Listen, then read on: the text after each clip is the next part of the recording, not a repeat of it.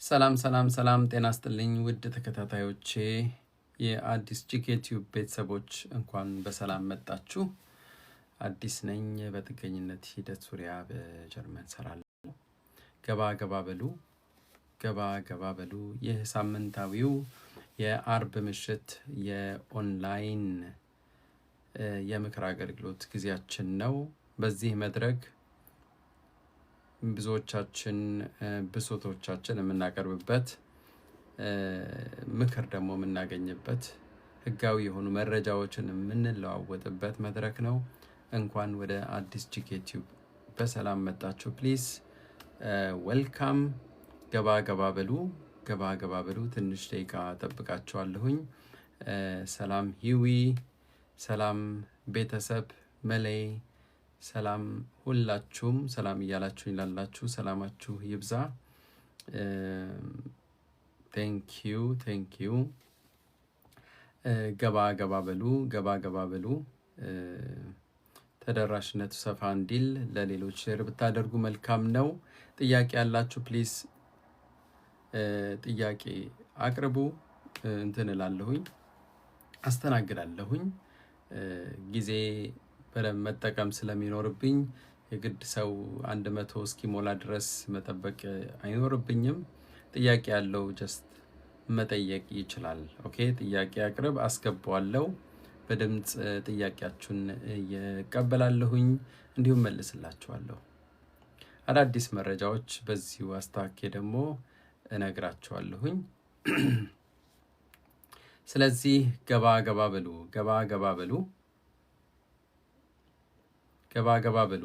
ጥገኝነት ከመጠየቅ ጀምሮ ዜግነት እስከማመልከት በጀርመን ሀገር በዛ ሂደት ውስጥ ማናቸውም እክል የደረሰባችሁ ያጋጠማችሁ ችግሮች ወይም ጥያቄዎች፣ መሟላት ያለባቸው ሂደቶች ኦኬ፣ እንዲሁም በሪጀክሽን ሳይቀበሏችሁ ቀርቶ በተለያየ ሁኔታ ውስጥ ያላችሁ ሰዎች ይህ መድረክ የእናንተ መድረክ ነው።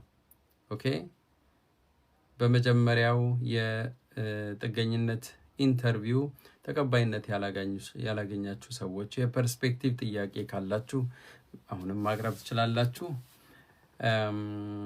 እንዲሁም ምናልባት ጉዳያችሁ ወደ ፍርድ ቤት የሄደ እና እየጠበቃችሁ ያላችሁ እናንተም ብትሆኑ ጥያቄ ካላችሁ በዛ ዙሪያ በራሳችሁ ሁኔታዎች፣ ነባራዊ ሁኔታዎች ወይም በበላይስቱን በጥቅማ ጥቅሞች ዙሪያ ጥያቄዎች የሚኖራችሁ ሰዎች ካላችሁ፣ ቤተሰብን ስለማምጣት ወይም በግብዣ ሰውን መጋበዝ በዛ ዙሪያ ይህ ፈፍሊሽቱን ኤክሌሩን የሚባለው በዛ ዙሪያ ጥያቄ ካላችሁ፣ እንዲሁም ቋሚ መኖሪያ ፍቃድ ማመልከት እንዴት ነው የሚቻለው የሚሉ በዛ ዙሪያም ጥያቄ ያላችሁ ሰዎች ወይም ዜግነት እስከ ማመልከት ያለው ሂደት፣ ከዛም በተለየ ሁኔታ እንግዲህ ያለፉት ወራቶች ብዙ ከዚህ ከወንጀል ጋር ተያይዘው ወረቀቶቻቸው እየተነጠቁ ወይም በአውስላንድ በህርድ በኩል ጥያቄ እየቀረበባቸው ያሉ ስደተኞች አሉ። ወረቀቶቻቸው ሊነሳ ይችላል። ወንጀሎች ካሏችሁ እነኛ ወንጀሎች ደግሞ በፍርድ ቤት የተረጋገጡ ከሆነ ፍርድ ቤት ወደ አውስላንድ በህርድ ይልካል። ስለዚህ እናንተ ወረቀት አደጋ ውስጥ ሊገባ ይችላል። ዲፔንስ ምን አይነት ወንጀል ነው የሚለው ይለየዋል። እባካችሁ በሰው ሀገር ስንኖር ስርዓት ጠብቀን ኦኬ፣ ራሳችን አክብረን እግዚአብሔርን አክብረን ነው መኖር ያለብን። አንዳንዴ ሊያጋጥም ይችላል ኦፍ ኮርስ፣ ግን ፕሊዝ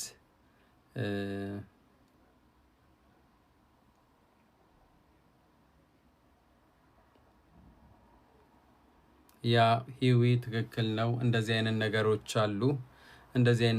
አሉ። ምናልባት ከዚህ መጀመር እችላለሁኝ። ጥያቄ ጠይቃችሁ ለመጠየቅ የተሰለፋችሁ 3 ሰዎች እንዳላችሁ አውቃለሁኝ። እሱ ጥሩ ነው። እመጣለሁ፣ መልስ አስገባችኋለሁ፣ ጥያቄዎቻችሁን እመልሳለሁ። ግን ከዛ በፊት መናገር እንፈልገው ሰሞኑ እኔም ራሴ እየጮኩ ነው፣ እየነገርኳችሁ ነው። ምንድነው ኢትዮጵያውያን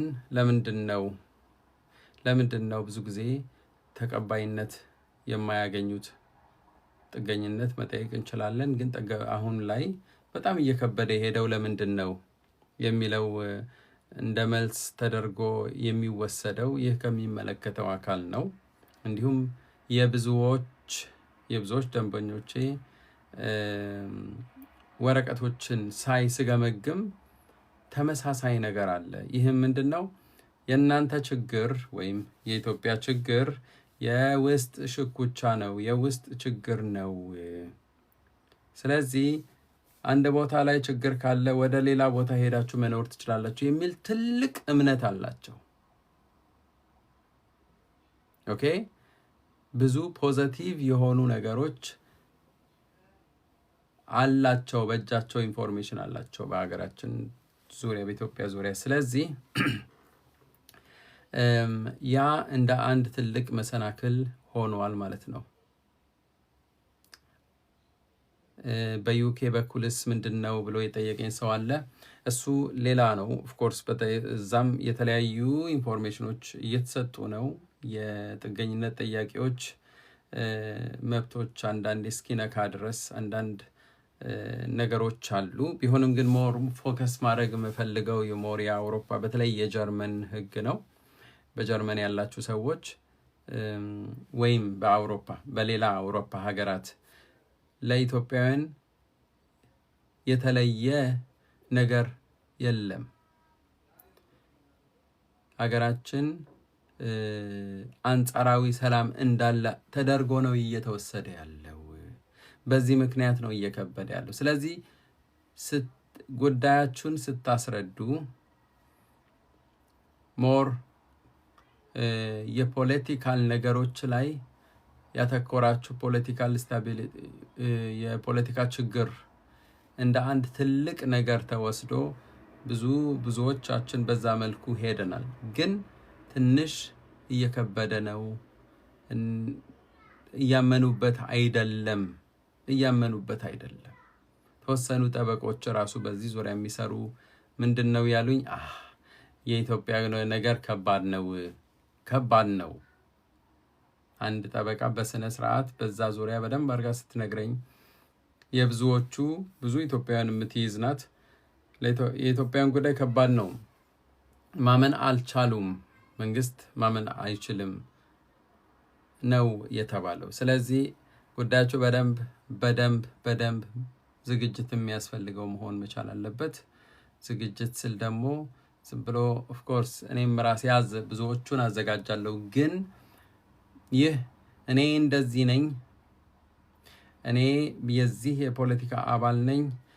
በተለምዶ እኔ ከዚህ በፊት ለምሳሌ እኔ የዎቮ ነኝ፣ በኦሮሚያ ዙሪያ ችግር የደረሰበት ሰው ወይም የተለየ የፖለቲካ አመለካከት ያለው ሰው መጥቶ እዚህ ጥገኝነት ይጠይቅ። ከ10 ዓመት ወይም ከዛ በላይ ጥሩ ነበረ፣ ይሰጥ ነበረ። እኔው ራሴ የሰራሁበት ሁኔታ ነው። ከዛ በኋላ መጥቶ አሁን በትግራይ ጦርነት ምክንያት ብዙ ወጣቶች መጥተዋል። አዎ ጉዳያቸው ከፋ ስለነበረ ወረቀት አግኝተዋል። ግን ብዙዎቹ ደግሞ ያለፉት ሁለት ዓመታት አላገኙም። ከዛም ቦታ ሆኑ። ተመሳሳይ ታሪክ ማለት ነው። ከዛ በኋላ የአማራ ወይም በዚህ በፋኖ ችግር ምክንያት እጃቸውን የሰጡ ወገኖቻችን አሉ። የእነሱ ደግሞ በጣም በሚገርም ሁኔታ አይቀበሉም። እየተቀበሉ አይደሉም። ጥቂቶቹ የተቀበሏቸው አሉ፣ ግን በጣም የተቀበሏቸው አይደሉም። ስለዚህ የጀርመን መንግስት ወይም በአውሮፓ በኩል ስለ ኢትዮጵያ ያላቸው አመለካከት ትንሽ ልዩ ነው። የሚያዩት እና ወይ የተሰጣቸው ኢንፎርሜሽን የተለየ ነው። በዛ ምክንያት ጠበቃዋ ስትናገር ይህ ቀላል አይደለም፣ የኢትዮጵያን ጉዳይ ኢንተርናል ኮንፍሊክት ነው፣ እዛው አገር ያሉ ችግሮች ናቸው። ስለዚህ አንዱ ሌላ ቦታ ችግር ካለው ወደ ሌላ ቦታ ሄዶ መኖር የሚችልበት ሂደት አለ ብለው ነው የሚያምኑት። አሁን እዚህ ላይ እኔ የገመገምኩት ነው፣ በስራ ሂደት የማየው ነገር ነው። እንዲሁም የሚመለከታቸውም ሰዎች ይህንን ነገር ባስረግጠው ስለነገሩኝ ነው። አሁን ይህ የምናገረው ማናችሁንም ዲስከሬጅ ለማድረግ አይደለም፣ ወይም ሞራላችሁን ለመንካት አይደለም። ግን እውነታውን ግን ማወቅ ስላለብን ነው፣ ማየት ስላለብን ነው። ስለዚህ ኦልሬዲ እጃችሁን የሰጣችሁና መስመር ላይ ያላችሁ ሪጀክት የተባላችሁ ስቲል ኦኬ፣ ጉዳያችሁን በደንብ አድርጋችሁ አስተካክላችሁ መናገር ይቻላል፣ ማቅረብ ይቻላል። ግን ብቸኛው መንገድ ይሄንን ያዙልኝ፣ ብቸኛው መንገድ ለኢትዮጵያውያን ሁለተኛው ፓራላል መንገድ ነው። ጥገኝነት ሲጠየቅ አንድ ያው ታሪክ ተጠይቆ አይደለ? ሌላው ደግሞ ኢንተግሬት በማድረግ ሲስተም ውስጥ በመግባት የሚገኘው የወረቀት ሂደት ነው። ስለዚህ የሲስተሙ ይበልጣል። ቶሎ እንደመጣን እዚህ ብልጥ መሆን አለብን። ቶሎ ወደ ሲስተም መግባት መቻል አለብን። አዳዲስ ሰዎች የምትመጡ ሰዎች ወይ እጃችሁ ሰጣችሁ፣ በቅርቡ የመጣችሁ ሰዎች ቶሎ ቋንቋ ተማሩ። ሌላ መንገዶች ስላሉ የግድ በኢንተርቪው ብቻ አይደለም መሆን ያለበት። እሱ የመጀመሪያው መንገድ ነው። ካልሆነ የሚባል ፕላን ቢ አለ። እዚሁ ሆናችሁ ይህንን የእናንተ እዚህ መቆየት እዚህ ሸር ማድረግ ትችላላችሁ። ስለዚህ ባካችሁ ተማሩ፣ ወደ ትምህርት ህይወት ለመግባት ሞክሩ። በተለይ በሙያ ለመኖር ሙያ ለማግኘት ሞክሩ። በዛ መልኩ ነገሮች ይስተካከላሉ ብዬ አምናለሁ። አሁን እንግዲህ ወደ መጀመሪያው ጠያቂያችን እንሄዳለን። አንድ በአንድ እንሄዳለን። ወደ የምንሄደው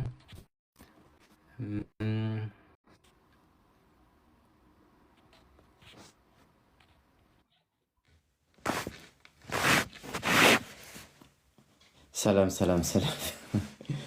ጤና ይስጥልኝ ቴዲ፣ ሰላም ነው? እንዴት ነህ? እግዚአብሔር ይመስገን። እንዴት ናችሁ? በጣም ይቅርታ አስጨነቅኩ። ወደ ስራ ልወጣ ረፍዶብኝ ስትገባ ሳይ ጊዜ በጣም ደስ ብሎኝ ነው። አንድ ጥያቄ ነበር፣ ለሁሉም ሰው መቼም ይጠቅማል ብዬ በዛውም አስባለሁ። ምንድን መሰለህ፣ እኔ እስከ አሁን ድረስ የዚህ ሀገር ነው ራይዝ ፓስ የነበረኝ እና አሁን በቅርብ አዲሱን የኢትዮጵያ ፓስ አመጣሁኝ። ፓስፖርት አመጣሁ ከኢትዮጵያ እጅ ራሴ የ10 ዓመቱን እና በኢትዮጵያ ዜግነት እስካሁን አልቀየርኩም። እኔ እዚህ በጣም ረጅም ዓመት ቆይቻለሁ፣ ግን ዜግነት አልፈለግኩም እና በዚህ በአዲሱ ልሰጥ ስል በኢትዮጵያ እንደምታውቀው ፓስፖርት ላይ ሲጻፍ ከላይ የሚጻፈው ሰርኔም የአያት ስም ነው። ከዛ ከታች ደግሞ ፉል ኔም የሚለው የራሴ ስምና የአባት ስም ነው። አሁን በእነሱ ደግሞ ስናየው የስምና የአባት ስም ነው። የአባት ስም ይቀድማል፣ ከዛ በኋላ የራስ ስም ነው አይደል? ሁለት ነው። የኛ 3 ነው፣ የነሱ 2 ነው። አሁን ችግሩ ምን መጣ መሰለ? ልኬን ስሰጣቸው አሁን ሰጣለን፣ ግን ስምህን መቀየር አለብህ። እንዴት ስላቸው ጊዜ ይኸው ፓስፖርት ላይ እንደምታየው ከታች ከፓስፖርቱ በታች ከፎቶ በታች እንደምታውቁት ፓስፖርት እጃችሁ ጋር ካለ ይሄ ኢቲል እና እንትኑ ላይ የአያት ስም ይቀድማል። እንደ ኦርደሩ ነው። ኢቲል እና የአያት ስም ከዛ ምናምን እና በአያት ስም መጠራት አለብህ። ስለዚህ አሁን መስሪያ ቤትም ኢንሹራንስም የትኛውን ቦታ አይዲ መቀየር አለብህ፣ ችግር የለም እንጽፍልሃለን አሉኝ። እኔ ደግሞ እንዴት አያቴ ሞቷል፣ የሞተ አያቴን እንዴት የራሴ ስም ነው ብዬ አይዲቲን እንዴት ቀይራለሁ? አገር ቤትስ ብሄድ ደግሞ የሆነ ነገር ላድርግ ብል ደግሞ ያንተ ስም እኮ አይደለም የሚባለው። እዚህ በአያቴ አክሰፕት ሊያደርጉኝ፣ እዛ ደግሞ አያደርጉኝም። እንዴት ነው የሚሆነው አልኳቸው። ኖ እኛ እንደዚህ ነው እንደ ፓስፖርቱ እንደመጣልን ነው የምንጽፈውና ምንድን ነው ማድረግ የምችለው? ኤምባሲ ሄደህ ወረቀት አጽፍ ብሎ ነበረ። በርሊን ኤምባሲ ምንም አይነት ኢንፎ ሊሰጠኝም መልእክትም ለማስገባት አልቻልኩም። ምን ማድረግ እችላለሁ? ኦኬ ቴንክ ዩ ለጥያቄ። መጀመሪያ ይኸውልህ እዚህ ላይ ያንተን ብቻም አይደለም ሌሎች የምትሰሙን ሰዎች መጣችሁ ጥገኝነት ለምጠይቁ ሰዎች እባካችሁ ከዚህ ትልቅ ተማሩ። ከዚህ ነገር ትልቅ ትምህርት መውሰድ ይቻላል። ስማችሁን ልክ እንደ ፓስፖርታችሁ ተደርጎ መጻፍ አለበት። ሄዶ ችግር ይፈጥራል። ኤኒዌይስ አሁን ወደ አንተ ስትመለስ አንተ ያኔ ስትመጣ ብዙ ዓመት አድርገሃል። በመጣህበት ሁኔታ ያኔ እዚህ ስትመጣ ስምህን ስትነግራቸው እንደ ፓስፖርቱ እንዳለው አድርገህ ነው የተናገርከው ወይስ ተቀይሯል? እንደ ፓስፖርት የልደት ወረቀት እኮ አላቸው። ከበፊትም ጀምሮ የልደት ወረቀት ያለ በልደት ወረቀት የምን ያሰራውትም። ስለዚህ ልክ እዚህ ስትመጣ ለጀርመን መንግስት የሰጣቸው ስም በልደት ስምህ ነው። ስለዚህ እንደ ፓስፖርቱ ነው ማለት ነው። ትክክል። ግን ሂደቱ አንድ አይደለም ነው የምልህ።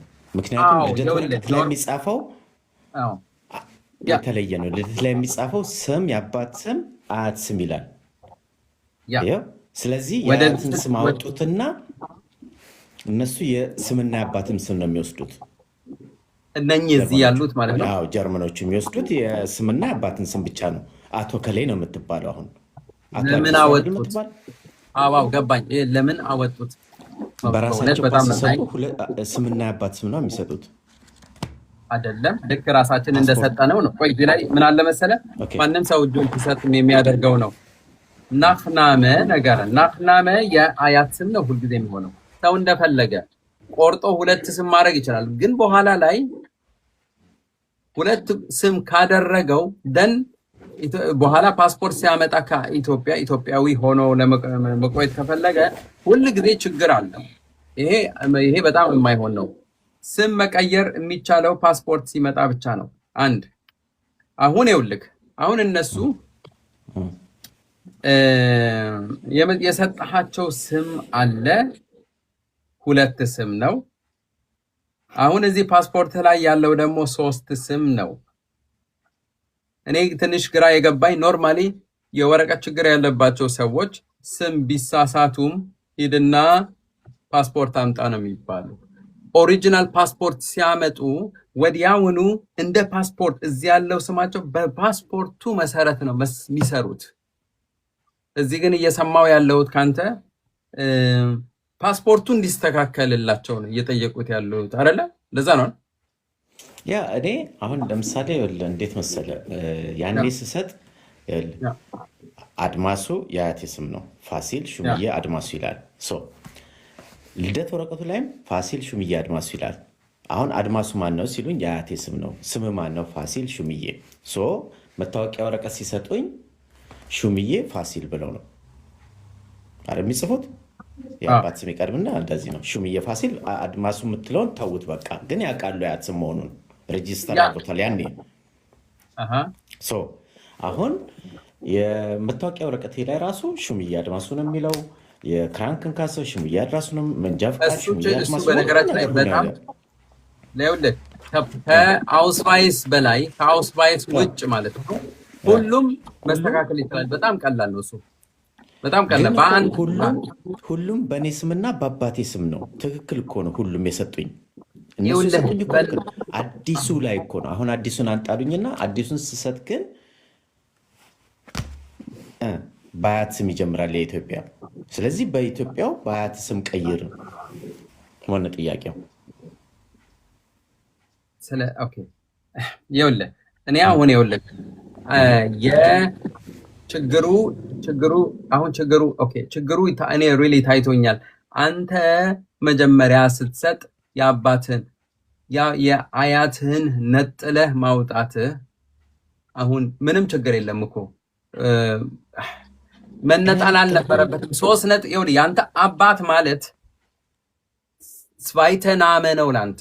ኖርማሊ በዛ 3 ስም ከሆነ ይኸውልህ የአባት ስም የሚባል ነገር እንደሌለ ታውቃለህ። እዚህ ቫይተናመ መሆን ነበረበት የአባትህ እና እሺ ኤኒዌይስ አሁን ወደዛ መመለስ አይቻልም። አሁን እኔ ምንም ወደ ኤምባሲ የሚያስሄድህ ነገር እዚህ እኔ አይታየኝም። ምክንያቱም ፓስፖርቱ ከመጣ እና ደግሞ አክተን አንዚሽት ማምጣት ትችላለህ።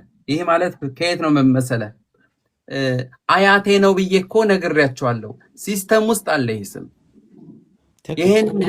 ይሄንን አክተን አንዚሽት ይባላል። እሱን መሳብ ትችላለህ። የሆነ ፎርሙላ አለ በነገራችን ላይ ስም እንዳለ እንደዛ አይነት ስም አለ። እኔ የትም መሄድ አልችልም፣ ምክንያቱም የአያቴ ስም እዛ አለ። እኔ ግን እዚህ ደግሞ ስም በነገራችን ላይ መምረጥ ትችላለህ። ምንም የስም ችግር የለም። ስለዚህ የሁለቱን አደረግኩኝ። ግን ይህ አያቴ ለመሆኑ መጀመሪያ ወይ ጥገኝነት ጠይቀ ከነበረ ከብዙ ዓመታት በፊት ስጠይቅ እኮ ይህ ስም አለ። እስቲ እዩት፣ በእኔ ሰነድ ውስጥ ግቡና እዩት ማለት ትችላለህ። እንደሱ እኮ ነው ያልኩት። እኔም ይሄ ነው እንትን የልደት ወረቀቴንም ያኔ ፎቶኮፒ የምሰጥቻቸው ነበር ለሆነ ጉዳይ እና ይኸውልሽ ፎቶኮፒ ያኔ የሰጠውሽም የልደት ወረቀት የተሰራበትም የልደት ወረቀትን ይዤ ሄጄ አካሄዱን ራሱ ከቀበሌ ጀምሮ ኢትዮጵያ ላይ እስከ በቴሌኮምም ይሄ ፋይዳ ሳወጣ እንዴት እንደወጣ ምናምን ከነ ዝርዝሩ ከነ ወረቀቱን ይዤ የመጣሁት እንዳለ እንዴት ስቴፕ በስቴፑን ሚግሬሽን ላይ ምን ተብሎ የተጻፈውን ሁሉ ይዤ መጥቼ አሰራሩ ሂደቱ እንደዚህ ነው እንጂ ይሄ እኮ እንደዚህ ነው ስላቸው እኛ የምናየው ፓሷ ላይ ታች ላይ የተጻፈችውን ኢቴ ብላሽ አድማሱ ያለችው በቃ እሱን ያንተ ስም ነው የምትለኝ። አሁን ስትመቀኝ ነው። ግን ሌላ ልጆች ደግሞ እንደዚህ አይነት ፓስ አንጥተው በትክክለኛ ስም የሞሉላቸውን ደግሞ አሉ። ያለምንም ችግር ይኸውልህ አሁን ለምሳሌ የሆነ ችግር የስም የሰነድ ምናምን ሲኖር እኮ ይኸውልህ ከየት ነው የሚቀዳው? ከኦሪጂናል ዶክመንት ነው። ዋት ኢዝ ኦሪጂናል ሚንስ ፓስፖርት ዝም ብሎ አይወጣም። ከፓስፖርት መቀዳት ያለበት ይህ እኔ ይኸውልህ ብዙ ሊያለፉ ለምን እንደፈለጉ አይገባኝም። አስፈላጊ ከሆነ ገንዘብ እንትን ሊሉህ ይችላል እንጂ በጠበቃ ጉዳዩን ማስጠየቅ የምትችል ይመስለኛል። ምክንያቱም ጠበቃ መያዝ አለብኝ ማለት ነው። ምክንያቱም ነገሮች ለምን ይወሳሰባሉ ነው። ይሄው እንዲህ ብያለሁ፣ ይሄን እንዲህ ይሄ ነው እንትኑ። ለምንድን ነው ይሄንን ማቅረብ ያልቻልኩት ነው አንዱ ነገር ይመስለኛል። ችግሩ ግን አንተ መጀመሪያ ላይ መነጠል አልነበረብህም። በቃ ይሄ ትልቅ ችግር ነው። መነጠል አልነበረበትም። በትክክል ሌሎቻችሁ የምትሰሙ ስማችሁን ስትሰጡ ፕሊዝ ምንም መነጠል የለበትም። አያት ካለ ደን እናንተ በአያታችሁ ብቻ ነው መጠራት የምችሉት። እሱን አላወቅኩም ነበር። ያኔ በትምህርት ቤት የጠየቁን ጊዜ ትምህርት ቤት ግባ ተብዬ አንደሬጅ ነበርኩኝ እኔ እና የዛን ጊዜ ስም ሲሉኝ ስሜን ሰጠው፣ የአባት ስም በቃ ሰጠሁኝ። ይህንን ብቻ ነው ትምህርት ቤት የተጠየቅኩ። ከዛ በኋላ በዛ ሄደ ትምህርት ቤትም ከዛም አስፒሊንጉም ምኑም ሲል ጠቅላላ በዛው ተቀጠለ በቃ። እና አሁን እኮ ነው ከስንት ዓመት በኋላ እንደዚህ ስል ደግሞ የሚገርመው እንደዚህ ብዬ እስቲ ቆይ እዚህ አካባቢ የተጠየቁትን ልጆች ስል ቼክ እንኳን አላረጉትም አያውቁትም ብዙዎቹ። እንዴት ነው ብላቸው አንዳንድ ዛፍ በአርባይተር በአውስላንድ አዳዲስ ናቸው። አዲስ ሊሆን ይችላሉ ወይም ከሌላ የተሰጣቸው ውክልና ሊሆን ይችላል። መጠንቀቃቸው ነው እና ፌለር እንዳያረጉ ብዙ እንትን የሚሉ ነገር እንደዛ አይነት ነገሮች ስላሉ ነው። ብዙ አትጨናነቅ። ልጆችም የኛ ሀገር ልጆችም ቼክ አያደርጉትም። ፓስፖርት አንጡ ተብለው የተሰጣቸውን አይቼ የሰጡት ስምና አሁን እኔ እንዳልኩ ነው በአያት ስም ሰጥተዋቸው በቃ አሜን ብለው ተቀብለውታል። ለምን አሜን አላቸው ስላቸው በቃ ይህንን ሰጡን፣ ከነሱ መከራከር አልፈለግንም። ወል አንተ ተጨማሪ ኢትዮጵያዊ መሆን ስለምትፈልግ እዛው ኢትዮጵያዊ ነህ፣ ብዙ ነገር ማድረግ አለብህ። ለውጥ ሊኖር አይገባም። በኋላም እኮ እዛም ልትጠየቅ ነው ማለት ነው። ስለዚህ ለአንዴና ለመጨረሻ በዛ መልኩ ቢያልቅ ያው በጠበቃ ሞክርና ካልሆነ በቃ ኢትዮጵያን ተዋለሁ። ኢትዮጵያን ተውና ከሚያጋጨኝ ያንን ይዤ እንትን እላለሁ። አይ ይሳካል ብዬ አስባለሁ። ይሆናል ብዬ አስባለሁ። መልካም ጊዜ፣ መልካም እግዚአብሔር ይስጥልኝ። ምክርህ በጣም ጥሩ ሰው ነህ። በዚሁ ቀጥልበት። እሺ፣ ከታችኛ አዳምጣችኋለሁ። ወደ ስራ ልገባ ስለሆነ አመሰግናለሁ። ኦኬ፣ ወደሚቀጥለው ጥያቄያችንን ሂድ። ይድኔ ሄሎ፣ ሰላም ነው አዲ፣ እንዴት ነህ? ሰላም ነው ወይ? ሁሉም ሰላም? እግዚአብሔር እግዚአብሔር ይመስገን ሰላም ነው። ሁሉም አንድ ሰላም፣ ሁሉም ጥያቄ ሰላም። ነበረኝና እሺ የዛሬ 9 ዓመት ወንድሜ ቤልጂየም ሀገር ሂዶ ሪጀክት ተብሎ አሻራ ሰጥቶ መልሰውት ነበር፣ ዲፖርት አድርገውት ነበር ወደ ኢትዮጵያ። ወደ ኢትዮጵያ። እሺ አሁን ሌላ ኤምባሲ የአውሮፓ ሀገር ኤምባሲ ለመግባት ፈልጎ አሻራው ይወጣል ነውስ የጊዜ ገደብስ የለውም ወይ? እሱን ልጠይቅህ ነበር። ያውልህ ወንድምህ 9 ዓመት ነው ያደርገው። በጣም ብዙ ነው። እሺ በጣም በሌላ ያውልህ እዛ ዲፖርት የተደረገበት ምክንያት ህጋዊ ነው። ስላልተቀበሉት ጥገኝነት ጠይቆ ስላልተቀበሉት ምንም ሪዝን እንደሌለው እርግጠኛ ስለሆኑ አስወጥተውታል።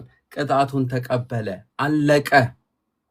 ምንም እኮ ወንጀል ፈጽሞ አይደለም። ምንም አልተቀበሉት። ከዛ ወሰዱት፣ ቻው አሉት።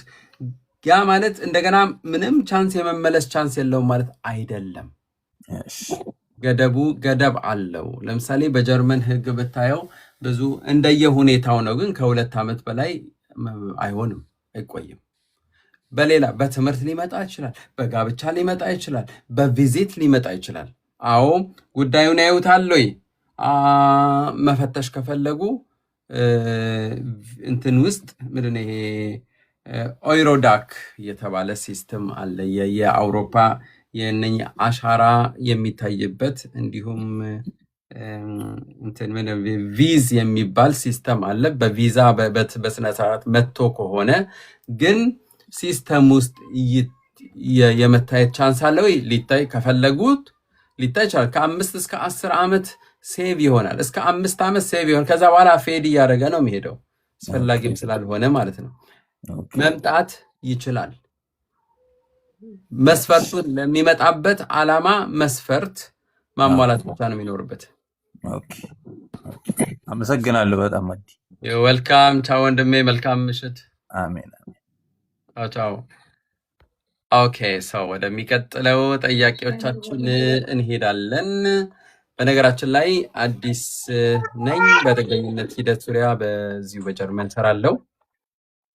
ከ175 በላይ ቪዲዮዎች፣ መፍትሄ ተኮር የሆኑ ቪዲዮዎች በአማርኛ እና በትግርኛ በአዲስ ጂኬ ቲዩብ ተሰርቷል። እነኚህ መፍትሄ ተኮር የሆኑ ቪዲዮዎች ብዙዎቻችሁን ይረዳሉ፣ ብዙዎቻቸውም ተረድተውባቸዋልና ፕሊዝ ሰብስክራይብ አድርጉ። አዲስ ጂኬ ቲዩብ በጣም ቀላል ስም ነው።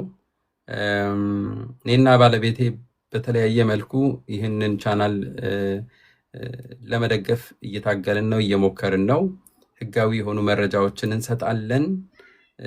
በተለይ በችግር ውስጥ ያሉ ሰዎች፣ ጥገኝነት ሂደት ውስጥ ያሉ ሰዎች ማለት ነው፣ እነሱን ለመደገፍ እንሞክራለን። ቪዲዮዎቻችንም እነሱን ለመደገፍ ታልመው የተሰሩ ናቸው እና ፕሊዝ ሰብስክራይብ አድርጉ። በዚሁም በቲክቶክ ፎሎ አርጉን፣ አበረታቱን እላችኋለሁኝ።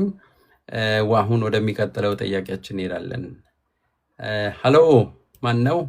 ማሚት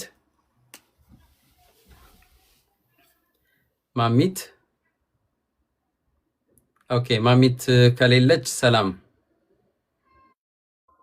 ሰላም ለአንተ አዲስ፣ እንዴት ነህ? እንዴት ነሽ እህቴ? ሰላም ነሽ ወይ? እግዚአብሔር ይመስገን። አንድ ጥያቄ ልጠይቅ ነበረ። ይቻላል። አብሺቦን ፎርቦትን ዛሬ 4 ዓመት ተሰጥቶኝ ነበር፣ 1 ዓመት እና እንደገና 2 ዓመት ሰጡ። ከዛ ባለፈው ያንዋሪ ላይ 3 ዓመት አድርጎ ከኢትዮጵያ ፓስፖርት አምጪ አሉኝ። 3 ዓመት ተሰጥቶኝ እና ኢትዮጵያ ፓስፖርት እንዳላመጣ ሰነድ አልባ ነኝ። ከዚህ ኤምባሲ ማምጣት አልቻልኩም። አሁን የኔ ጥያቄ ኢትዮጵያ ሄጄ አመጣለሁ፣ ራይዝ ፓስ ለጊዜ 2 ሳምንት ስጡኝ ብል ችግር ይመጣል? አመሰግናለሁ ለጥያቄ። ሰላም በጣም አስፈላጊ ጥያቄ ነው። በነገራችን ላይ በሰነድ አልባ ዙሪያ አዳዲስ ነገሮች ካሉ እዚህ እየሰማችሁ ነው ያላችሁ። ምናልባት ለኢትዮጵያ ኤምባሲ በርሊን ትንሽ ጠጋ ያላችሁ ወይም ኢንፎርሜሽን ያላችሁ ሰዎች አጋሩን፣ መጋራት ትችላላችሁ። ሰነድ አልባ የሆኑ ሰዎች እስካሁን ፓስፖርት ማግኘት አልቻሉም። እስካሁን እኔ ኢንፎርሜሽን እስካለኝ ድረስ ማለት ነው። አዳዲስ ነገሮች ካሉ እስቲ ያሳውቁን። እና ምንድን ነው ማለት የምፈልገው መሰለሽ፣ ኦፍኮርስ እንዲህ አንቺ በአብሺ ቡንፈርቦት ሲጀምር ወደ ሀገርሽ መሄድ አትችይም በቃ። ስለዚህ ጥያቄሽ ምንም ዋጋ የለውም፣ ምንም የትም አያደርስሽም። ምክንያቱም አብሺ ቡንፈርቦት ምን ማለት ነው ታውቂያለሽ? አላቅም። አብሺ ቡንፈርቦት ማለት ወደ ኢትዮጵያ ዲፖርት አትደረግም። ምክንያቱም ከሄደች እዛ ችግር ይደርስባታል ወይም ይገሏታል ወይም የሆነ እንዲህ ብለሻቸው ነው። ስለዚህ አይ በቃ በህይወት እንድትቆይ እዚሁ ትሁን ብለው ትተውሻል። ወደዛ ሄዳለው ካልሽ አስቸጋሪ ነው፣ መሄድም ስለማትቺ። ግን ራይዝ አውስቫይስ ልጠይቃቸው ሄጄ ይሄንን ላሳልጥ ካልሻቸው ያ የፈራሽው ያ የሰጠሻቸው ምክንያትስ ምን ሊሆን ነው? እሱ ነገርም ፈሪቼ ነው አንተን ልጠይቅ ብዬ ነው። እኔ ትንሽዬ አረፍ ብትይ አውቃለሁኝ። ብዙ ምክንያት ሊኖረን ይችላል። አገር ቤት መሄድ አለብን። ብዙዎቻቸው ብዙ አመት ቆይተዋል፣ ግልጽ ነው። ግን ስንት አመት የለፋሽበትም ዝም ብለሽ እንትን ባትዩ ጥሩ ነው። ጠብቂ፣ መልካም ቀን ይመጣል። የኢትዮጵያ መንግስት ፓስፖርቶችን ቶሎ ቶሎ ይሰራል ብለን እናስባለን። በቃ ሌላ ምንም። በጣም ያሳዝናል፣ ግን ፓስፖርቶች መሰራት አለባቸው። እና የፓስፖርት አሰራር ሲስተም በመላው ዓለም በመላው ኤምባሲዎች ስራው የተሳለጠ መሆን አለበት። እኔ እስካለኝ ኢንፎርሜሽን የበርሊን ወይም እዛው ፍራንክፈርት ያለው ኮንሱላት ፍራንክፈርት ወይም አይ ቲንክ እንትን ውስጥ ምንድነው ይሄ ሙኒክ ያሉ እንትኖች ኮንሱላቶች ይህን መስራት የጀመሩ አይመስለኝም። ኦኬ፣ ስለዚህ ብትጠብቂ ይላለው።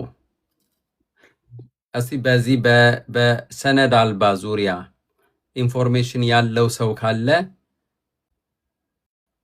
እስቲ 8 ቁጥር ይጻፍልኝና አስገባዋለሁ። 8 ቁጥር ይጻፍልኝ። በኢትዮጵያ ኤምባሲ አካባቢ ምሰሩ ካላችሁ ወይም ኢንፎርሜሽን ያላችሁ በሰነድ አልባ ዙሪያ በፓስፖርት አመለካከት ለሰነድ አልባ 8 ቁጥር ይጻፍልኝ። ኦኬ፣ በኋላም ላይ መጻፍ ይቻላል። ለማንኛውም እህቴ በእኔ በኩል ግን ትንሽ ቆይ። እሺ በቃ መልካም ምሽት። ቻው፣ ሰላም። አመሰግናለሁ። መልካም ጊዜ ይሆንልህ። መልካም ጊዜ። ኦኬ፣ ወደ ማሚት እንሂድ። ማሚት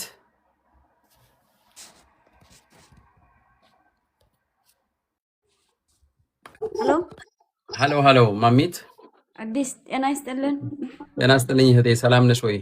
እግዚአብሔር ይመስገን። የሆነ ነገር ልጠይቅ ፈልጌ ነበር። ይቻላል።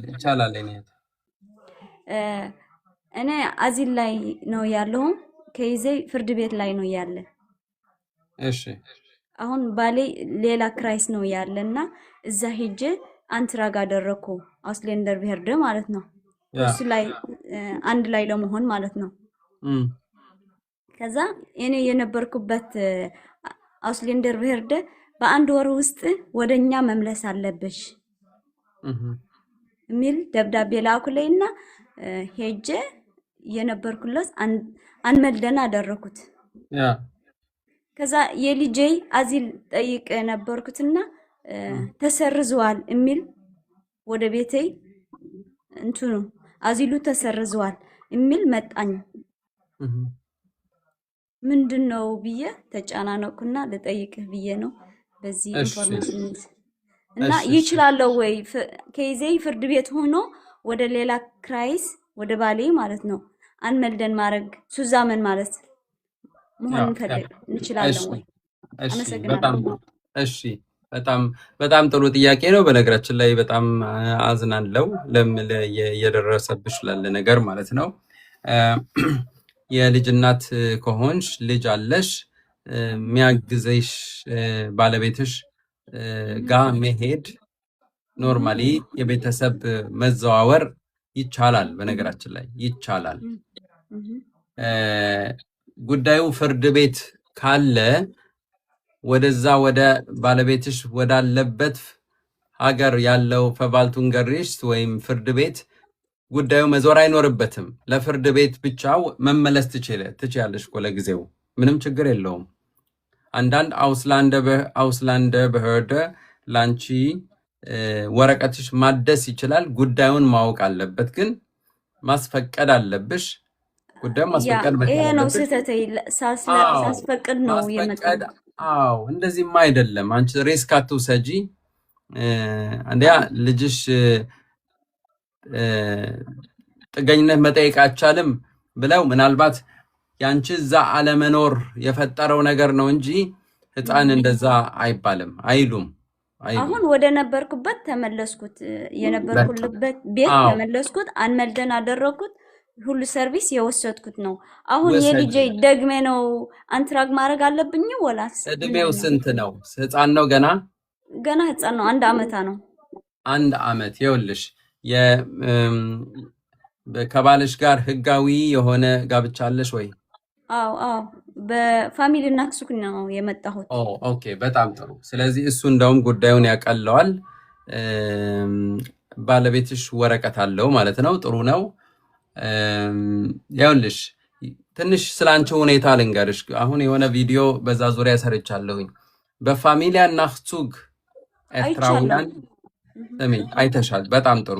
በፋሚሊያ ናክሱግ በጠርናፈ ማለት ነው ከአዲስ አበባ ወደዚህ የሚመጡ ኤርትራውያን ሚስቶች ሊሆኑ ወይ ባሎች ከልጆቻቸው ጋር እንደገና እዚህ ከመጡ በኋላ ኖርማሊ በፓራግራፍ 30 አውፈንታል ገዘት መሰረት የመኖሪያ ፍቃድ ማግኘት ይችላሉ እኮ። ግን የተሻለ ነው ጥገኝነት ይጠይቁ የሚሏቸው ለዛ ነው ወይ በዛ ምክንያት አንዳንዴ እንትን ይላል። ኦፍኮርስ እንዳንቺ አሁን ሪጀክት ተብሎ ወደ ፍርድ ቤት ምንም እንዳትሰጊ። ሲጀምር ምንም አትሆኝም፣ ሂደት ብቻ ነው።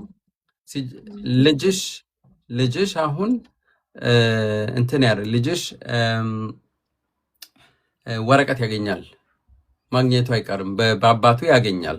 አብራችሁ ይሄዱ ላይ ደወልኩትና እንደዚህ ሚል ብሪፍ አግኝቻለሁ ምን ላርግ ምናምን ሲለው በቴሌፎን ላይ መናገር አንችልም፣ ሽሪፍትልሽ አሉን። ሽሪፍትልሽ ድማ አይምቢሽን ይከብዳል። ኦኬ እሱን ማድረግ እንችላለን። በዚህ በሽሪፍትልሽ ምናምን መታገዝ ከፈለግሽ በውስጥ መስመር ኮንታክት አድርጊኝ፣ ምንም ችግር የለውም። እሱን ማድረግ እንችላለን። ግን ይኸውልሽ ቀላል ነገር ነው እሱ። በአባቱ በሁለት መንገድ ህፃን እዚህ ጀርመን የተወለደ በሁለት መንገድ ወረቀት ማግኘት ይችላል። አንድ ቀጥታ ወደ አውስላንደ በህርደ ከአባቱ ጋር አብሮ ይሂድ። አባቱ ስላለው በፓራግራፍ 33 መሰረት ለ18 ዓመት የሚሆን የመኖሪያ ፍቃድ ሊሰጠው ይችላል። ዳውርት አሉት እንደሱ ፎርም ዳውርት አሉት እንደ ፎርሙ ሊኮም ነበርና እኔ ድማ ዝም ብዬ አዚል ስለጠየቁ ዝም አልኩት። ይኸውልሽ አውስላንደር በህርደ ቆይ እየነገርኩሽ ነው። አንደኛው ይሄኛው ኖርማሊ የሆነ ፎርሙላ አለው። እዛው በምትኖሩበት አውስላንደ በህርደ ዌብሳይት ውስጥ እያንዳንዱ ፎርላገ አለ። ከዛ ዳውንሎድ በማድረግ መሙላት ትችላላችሁ። ቀላል ነገር ነው፣ ብዙ የሚከብድ ነገር አለ። የልደት ገቡርት ሬጅስትሪ ነው። ገቡር ሬጅስትሪ ለእናንተ አሁን የግድ የልደት ሰርቲፊኬት አለ። ገቡስ እኩንደ ስላለው እሱን ይዘሽ በቀጥታ አውስላንደ በህርደ ብትሄጂ በባልየው አማካይነት በ33 ፓራግራፍ ወረቀት ማግኘት ይችላል። አለበለዚያ የበለጠው ግን ለሱ ለህፃኑ ጥገኝነት ይጠይቅ ሽሪፍትልሽ የራሱ ፎርሙላ አለው። እሱም ማወቅ ያስፈልጋል። ፎርሙላ ይሞላና ያንን መላክ ነው ወይም ሽሪፍትልሽ ማድረግ ነው ይቻላል። ያኮ ደግመን ላክ ስላልተደ ማለት ነው። ደግመን ልከሻል ኦሬዲ አንድ ጊዜ ልከሻል። ኦልሬዲ ልክ ነበርኩትና በዛ ነው ተሰርዟል የሚል እኮ ነው የመጣው። ተሰርዟል። በደንብ አድርገሽ አንብቢው። ተሰርዟል እንዴት ነው? ወይ ኮንታክት አድርገውሻል ወይ ተርሚን ሰተውሽ አልመጣሽም። አይ በዛ ምንድነው ምክንያት ነበር አዲስ ተርሚኑ 26 ቆጠራ አለሽ አይደል የሚል በ26 ተሰርዟል። ገና 26 ቀኑ ሳይደርስ ነው ደብዳቤ ወደ ቤት የመጣና እኮ ተሰርዟል። ተርሚኑ ነው የተሰረዘው ወይስ ማለት ነው? ዋ ተርሚኑ ነው ተርሚኒው ተሰርዙ ተርሚኑ ነው እንጂ እሱ ጥገኝነት አትጠይቅ አይባልም። እንደዚህ የሚባል ነገር የለም። ኦኬ ለምንድን ነው ተርሚኑ ተሰርዟል ብዬ በቃ ወይም ካፓሲቴት የላቸውም ወይም አልቻሉም። አንቺ ተርሚን ያዢ አሁንም ወይ ፐርሰንልሽ እዛ መሄድ አለብሽ። አለበለዚያ ነበርኩትና ፕሮሰስ ላይ ነው ዝም ብለሽ ጠብቂ አሉኝ። ኦኬ ፊት ለፊት አናገርኳት። የሆነ ልጅ ሴት አገኘሁትና እንደዚህ የሚል ብሪፍ አገኘሁት። ምንድነው 26 ገና አልደረሰም ምናምን ስላት አይ ይሄ እኮ የቆጠራ ሰዓት አይደለም እንደዚህ ሌላ ነገር ነው የሚልሽ ምናምን አለችኝ። ዋትስአፕ ልላክልህ? ይኸውልሽ መላክ ትችያለሽ። ሁሉም ነገር በኮንታክት ማድረግ ትችያለሽ። ችግር የለውም። በውስጥ መስመር ኮንታክት አድርጊኝ። ይህንን ሁሉ ማስረዳት ትችያለሽ። ለእነሱ መጻፍ ያለባቸው ነገሮች ካሉ እንጽፋለን። ምንም አትጨነቂ። ግን ፕሊዝ ምንም አትሆኝም። ልጅቷም ደግሞ አውፈንታል ሴትል በአባቷ ታገኛለች። ይሄ ግልጽ ነው። በአባቷ አገኘች ማለት አንቺም በገሪሽት በፍርድ ቤት እንኳን አንቀበለሽም እንደገና ቢሉሽ አንቺ በልጅሽ እንደገና በፓራግራፍ 25 አፕሽኒት 5 መሰረት የመኖሪያ የምታገኝበት ወረቀት አለ። እድሎች አሉሽ። ምንም ራስን አታጥበይ አትበይ ይልሻለሁኝ። እና መልካም ምሽት። እሺ አመሰግናለሁ። ዋትስአፕ ላይ እጥፋለሁ። እሺ እሺ ቻው። ጤና ይስጥህ። እሺ ኦኬ በጣም ጥሩ። አንዳንድ በጣም ቻሌንጂንግ የሆኑ ችግሮች የሚደርስባቸው ሰዎች አሉ። ግን በደንብ ጉዳያችን መረዳት ብቻ ነው የሚኖርብን። በደንብ ጉዳያችን መረዳት አለብን። አንዳንዴ ትላልቅ ችግር ይመስለን ይሆናል፣ ግን ትላልቅ ችግር የለም። የልጅቷ አሁን በደንብ ጉዳዩን መረዳት ብቻ ነው የሚኖርባት። ኦኬ ወደሚቀጥለው ጥያቄያችን እንሂድ። ናሲብ ነው ወብድም እንዴት ነሽ? ሰላም ነው ወይ? እንዴት ናቸው? ማን ነው? ሁሉም ሰላም ነው። ሁሉም ሰላም ነው።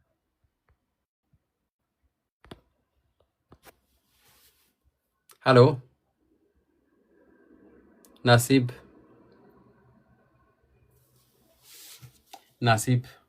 ኦኬ ናሲብ ጠፍታለች። ወደ ኢትዮ እንሂድ።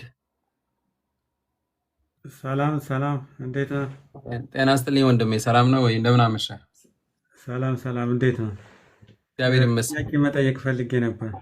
ይቻላል። አንድ ጓደኛዬ እዚህ ልጅ ወልዷለኝ እና በልጅ ወረቀት መጠየቅ ፈልጎ ነበር።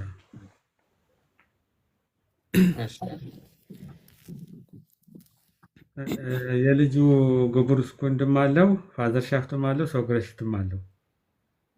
እሺ እና ምን ማድረግ አለበት?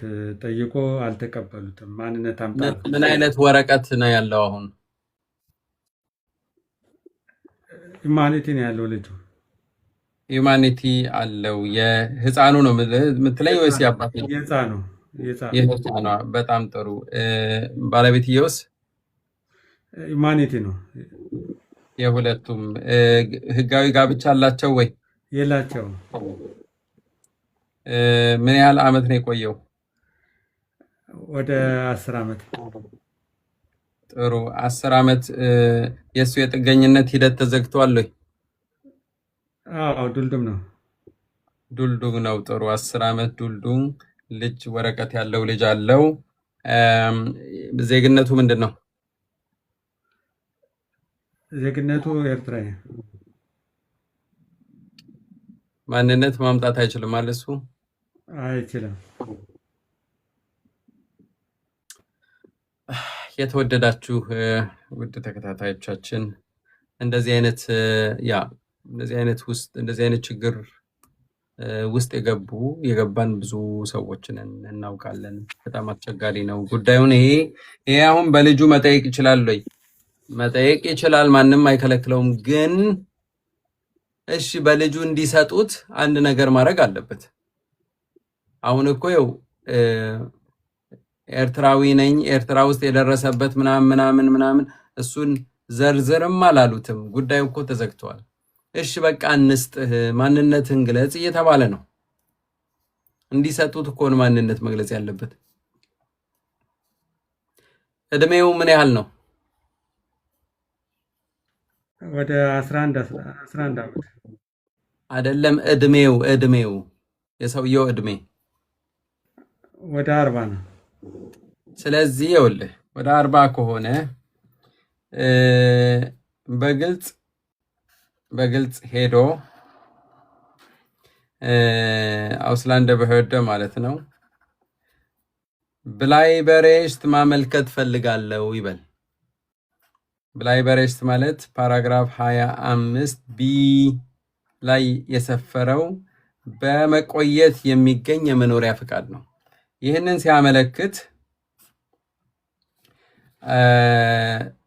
ሲያመለክት መስፈርቶች ማሟላት እንዳለበት ይነግሩታል። ቁጥር 1 መስፈርት ምንድነው? ማንነት መግለጽ። ማንነቱን መግለጽ አይችልም። እኔ ኤርትራ ውስጥ ብወለድም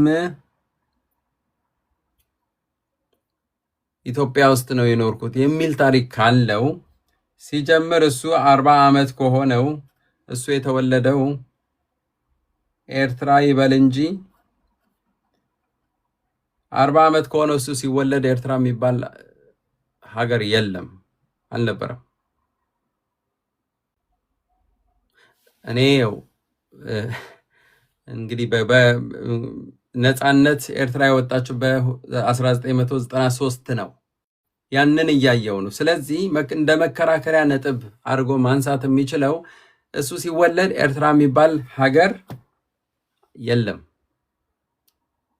ኤርትራ በኢትዮጵያ ስር ስለነበረች ኢትዮጵያ ውስጥ፣ ስለዚህ የተወለደው ኢትዮጵያ ውስጥ ነው። የሰውዬ እንደ አንድ መከራከሪያ አድርጎ ይህንን ማንሳት ይችላል። ከኢትዮጵያ ነው ማምጣት የምችለው። ሰነድ አልባ ነው። ከኢትዮጵያስ ማምጣት ይችላል ወይስ ልጁ? ምናልባት የልደት ወረቀት ምናምን ነው እንጂ አይችልም። ሰነድ አልባ ነው። ይኸውልህ ወንድሜ በጣም አስቸጋሪ ነው። ይህንን ጉዳዩን ይኸውልህ ከኤርትራ ወደ ኢትዮጵያ መዞር አለበት። የዚህ ሰውዬ ጉዳይ መብት ሲኖረው በልጁ ማግኘት ሲችል በማንነት መጀመሪያ ላይ በተናገረው የማይሆን ነገር አስቸጋሪ ሁኔታ ውስጥ ገብቷል። አስቸጋሪ ነው። ችግሩን ግን በደንብ ገብተዋል አይደለ? የኢትዮጵያ ልደት ወረቀት ቢያመጣስ? አይችልም፣ አይሆንም። በልደት ሰርተፍኬት አይሰጥም። ከኢትዮጵያ ማምጣት የማይችልበት ግን በማስረጃ ማቅረብ ይችላል። በማስረጃ ማን ከለከለው? ለምንድን ነው የተከለከለው? ያ ደግሞ ጭራሽ ኤርትራዊ ብሎ ለ10 ዓመት ከቆየ በኋላ አሁን ኢትዮጵያዊ ብሎ ምን ሊያወራ ነው? ከኢትዮጵያስ ምን ብሎ ነው የወጣው? ምን ሆኖ ነው የወጣው ይባላል። ይቀጥላል ጥያቄው።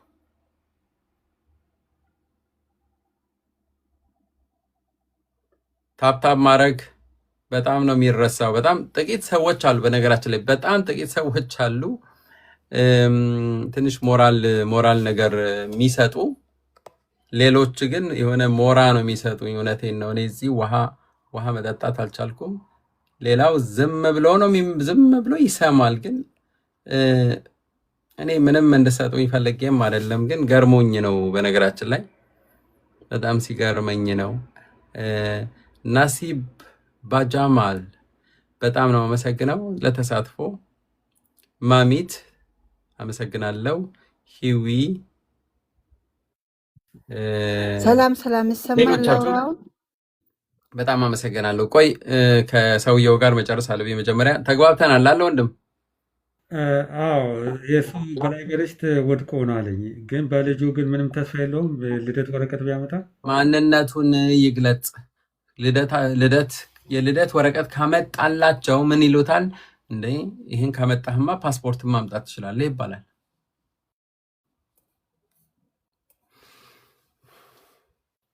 እሺ አመሰግናለሁ ወንድሜ፣ መልካም እድል ይሁንልህ። ወደ ቀጣዩ እህታችን ከመሄዳችን በፊት አሁንም እየተከታተላችሁን ያላችሁ ሰዎች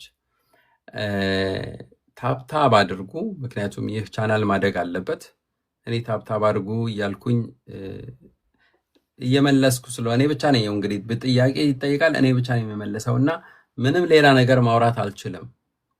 አንዳንዶቻችሁ ታብታብ እናደርግ እያላችሁ እንኳን ትንሽ ሌሎችን እንትን ብትሏቸው በጣም ነው ደስ የሚለኝ። አለበለዚያ በጣም እውነት የሆነ ተስፋ የሚያስቆርጥ ነው። ታብታብ እያደረጋችሁ አይደለም። 141 ሰዎች አላችሁ።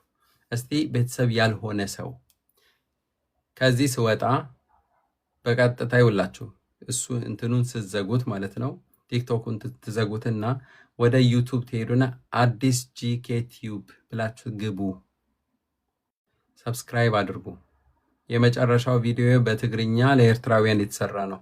በጣም አስፈላጊ ኢንፎርሜሽን ስላለ ነው ለነሱ። ስለዚህ ሄዳችሁ ፕሊዝ ሰብስክራይብ አድርጉ፣ ቤተሰብ ሁኑን። ቴንኪዩ ተሳትፎ እያደረጋችሁ ያላችሁ ሰዎች በጣም ነው አመሰግነው። ወደ ናሲብ እንሄዳለው።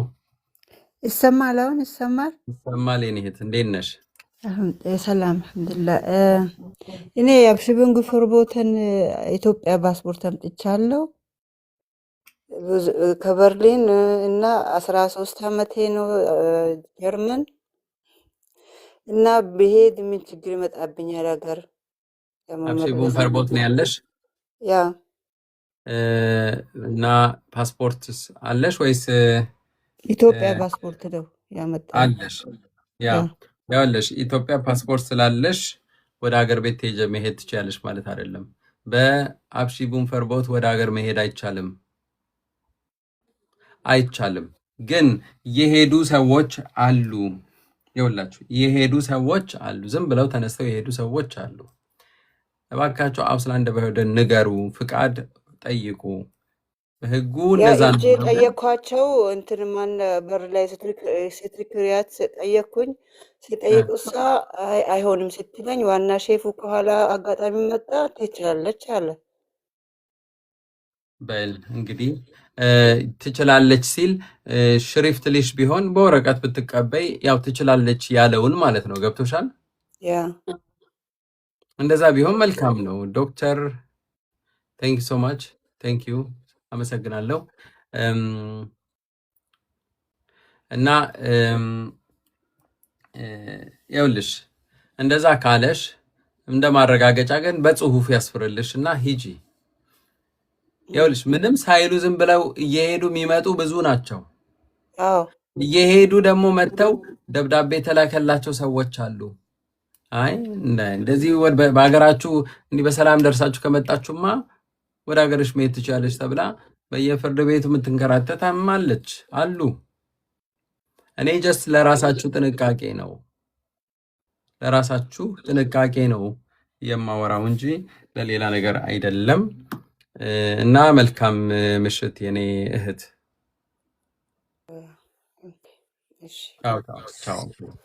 ኦኬ አይ ቲንክ የመጨረሻ ጥያቄያችን እናስገባለን። አሁን የመጨረሻ ጥያቄያችን ነው።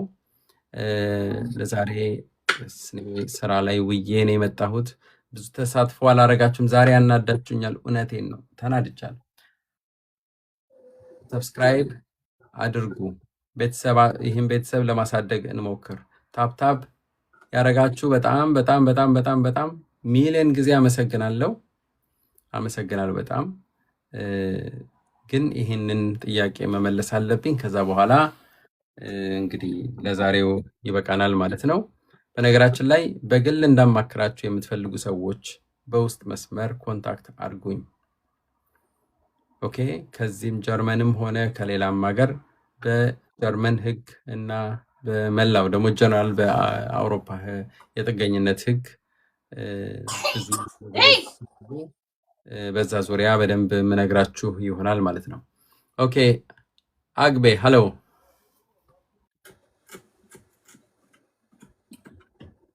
አግቤ ይቅርታ፣ እኔ አንድ ጥያቄ ነበረኝ። እሺ እኔ እዚህ ሀገር 11 ዓመቴ ነው።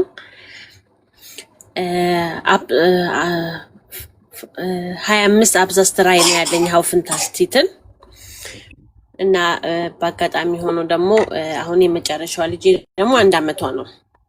ወረቀት ጠይቄላት ነበረ። ያው 1 ዓመት ሆኖ በቃ ሁሉንም ከፋፍዬ ጨርሼ እስካሁን ኤሮክ ማለት ካርዱ አልመጣላትም። ግን በ33 አንቀጽ ይሰጣታል ብላይ ነበረ። 1 ዓመት ሆኖ ከአውስላንድ በዳ አንትራግሽቴል ካረኩኝ ግን እስካሁን ምንም መልስ የለም። ምን ከተማ ነው? ፍራንክፈርት። ኦኬ። ስለ አባትየው እስቲ ንገሪኝ። አባትየው ወረቀት የለውም። አሁን ነው ሪጀክት የተባለው። አሁን ከ4 ቀን በፊት። አንቺ አለሽ? እኔ አለኛ። ምን አይነት ኦኬ ነግረሽኛል። ኦኬ በጣም ጥሩ። ይኸውልሽ መቆየት ኖርማል ነው። ሌላ ግን አማራጭ ምናልባት ያንቺ አብሺቡን ፈርቦት ስለሆነ 2 መንገዶች አሉሽ ነበሩሽ። አንዱ ያው አንቺ ያደረግሽው ነው። በቀጥታ አውስላንድ በህደ ሄደሽ ገቡስ ሬጅስትሩሩን ወይም ገቡስ እኩንደ በመስጠት በፓራግራፍ 33 የሚሰጣት ነው። ሌላኛው ደግሞ በቀጥታ ባንፍ ሄደሽ ጥገኝነት መጠየቅ ለህፃኗ በሽሪፍት አንቺን ነው የሚጠይቁሽ። ግን ሽሪፍት ልሽ በጽሁፍ ፎርሙላ አለ፣ እሱ ሞልተሽ ማስገባት ነው።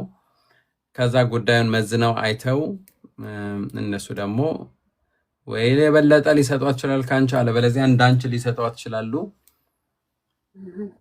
ሁለቱም መንገድ አለ። ስለ አንዱን መርጠሽ ሰጠሻል። መቆየቱ ላይ ምንም ኦልሬዲ ተፈርዷል። የቆየበት ሊሆን ይችላል ምናልባት ቡንደስ ድሩከራይ ምናልባት ወረፋ አይ ዶንት ኖ በወረፋ ምክንያት ሊሆን ይችላል። ወይ የሚሰራው ሰው ክራንክ ሆኗል፣ ወይም ተባሯል፣ የለም ወይ ለሌላ ውክልና ተሰጥቶ ያ ደግሞ አልሰራውም ክራንካይት ምናምን። እነሱም በጣም መስ የሆነ አሰራር አላቸው ልክ እንደማናቸውም ሌሎች ሰራተኞች ማለት ነው። ያ ግን 1 ዓመት ከ2 ወር ነው የቆየው። 1 ዓመት በጣም በዛ። ስለዚህ እንትን ማንሳት ትችያለሽ። ክስ ማለት ወደ ፍርድ ቤት አይደለም፣ ወደ ራሳቸው 1 ዓመት በጣም ብዙ ነው። ምን ሆነ የሆነ ሄደሽ እዛው አውስላንድ በህደ በጣም ቆይቷል ይሄ ነገር የሚመለከተው አካል ሄደሽ ማሳወቅ ያስፈልጋል። ኦኬ።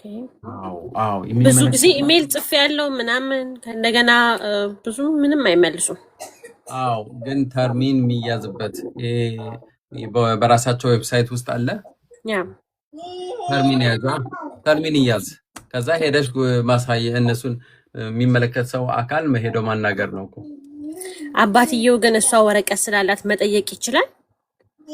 እሱ ሪጀክት ስለተባለ ሪጀክት ተባለ። ግን ወይ ጉዳዩን ወደ ፍርድ ቤት ወሰደው። 2 ጊዜ ነው ሪጀክት የተባለው። አንደኛው ኖርማሉ፣ ሁለተኛው ደግሞ በፍርድ ቤት ነበረ። አሁን በቀደም ሪጀክት መጣበት።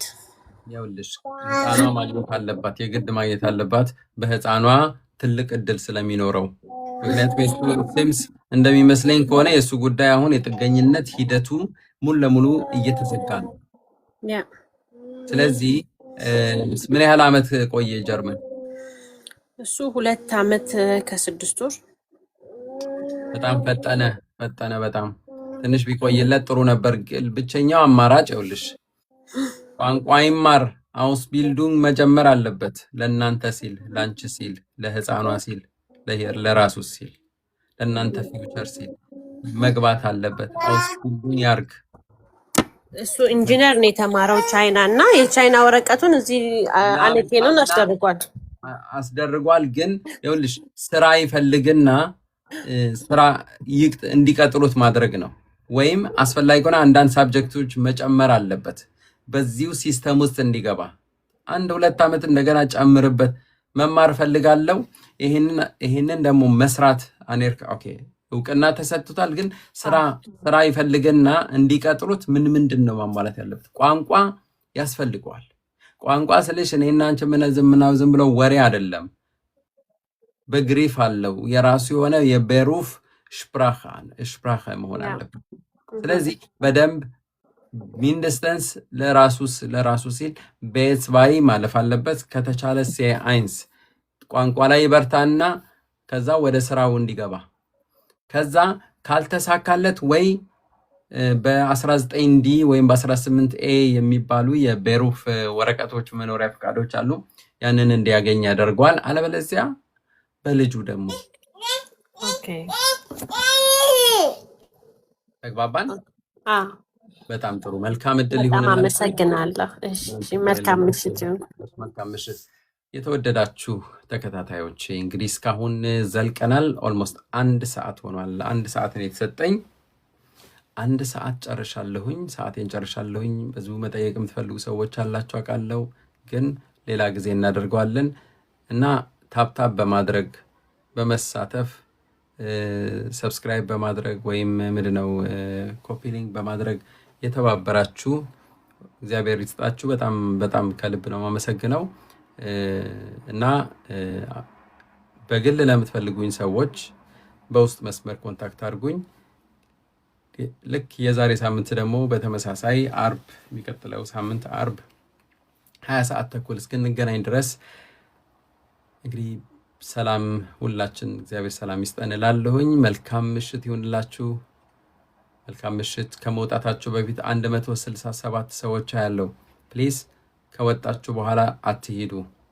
እኔን መደገፍ ከፈለጋችሁ እኛም መደገፍ ከፈለጋችሁ ሰብስክራይብ አድርጉ። ወደ ዩቲዩባችን ሂዱ። አዲስ ጂኬ ቲዩብ ኦኬ። በኋላ እዛ አያችኋለሁ። ስማችሁን ኮንትሮል አድርጋለሁ። እንግዲህ ዛሬ መልካም ምሽት። ቻው ቻው። ደህና ደሩ። መልሳለሁኝ በላይ ኩል ቻው ቻው።